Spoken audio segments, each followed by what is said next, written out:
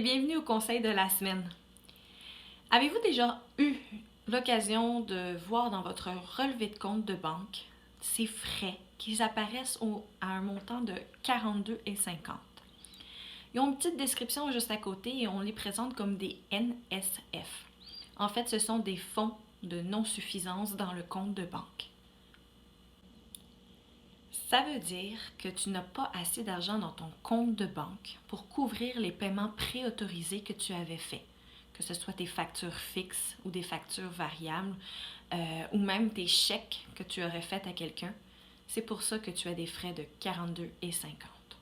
On souhaite te décourager de faire des paiements qui vont rebondir à la fin.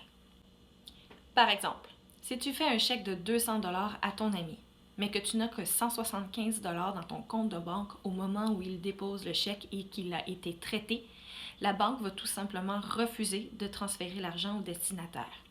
Et dans l'espoir de te décourager de refaire des chèques sans fonds, on va te charger les frais de 42,50 $. Ça fait mal.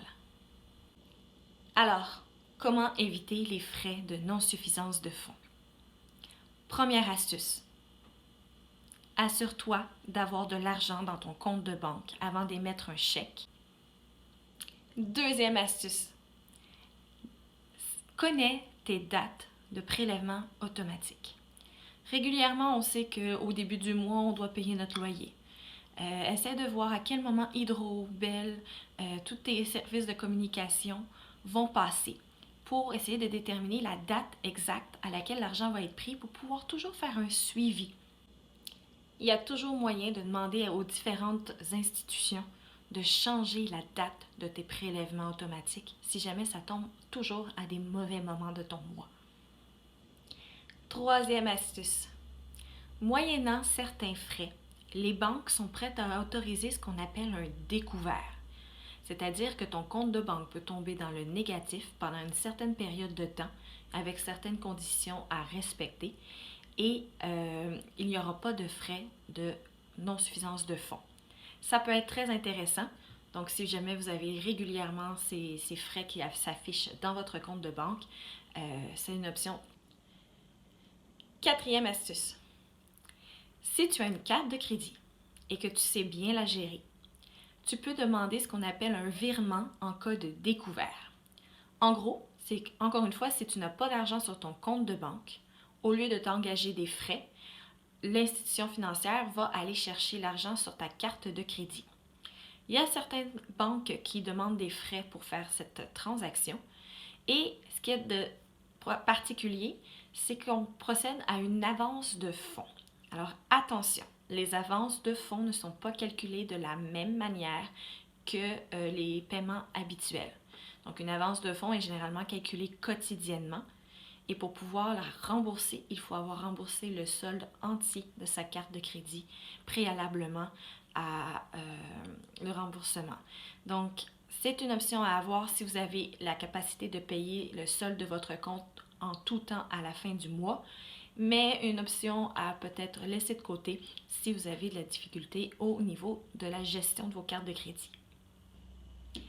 Cinquième astuce. En fait, les virements préautorisés, vous n'avez pas besoin nécessairement de les avoir à chacune de vos payes ou à chaque mois. Vous pouvez réduire la fréquence de vos paiements.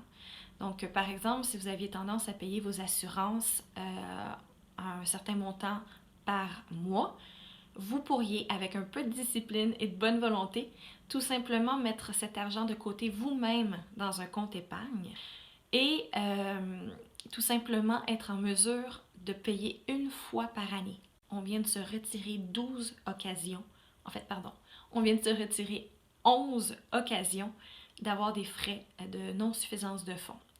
Par contre, ça prend la discipline, mais c'est faisable. Il faut simplement faire des virements préautorisés dans notre propre compte pour retirer cet argent et le mettre dans un compte épargne spécifique aux dépenses régulières. Voilà, c'est ce qui termine les 5 astuces pour éviter d'avoir des frais de non-suffisance de fonds qui sont quand même assez élevés et qui fait un gros trou dans notre budget quand ils apparaissent dans notre relevé de compte de banque. J'espère que vous aurez l'occasion de ne jamais les voir apparaître, mais sachez qu'il y a toujours moyen aussi de prendre une entente avec l'institution financière si c'est la première fois que ça vous arrive pour pouvoir récupérer votre argent. Ça fait mal, un trou de 40 $ en moins dans notre compte de banque. Alors, je vous souhaite bonne chance. Je vous invite à partager cette vidéo pour que le plus de monde possible puisse éviter d'avoir ces frais de non-suffisance de fonds, ne serait-ce que par une petite information, une connaissance que l'on partage tout autour de nous. Bonne journée!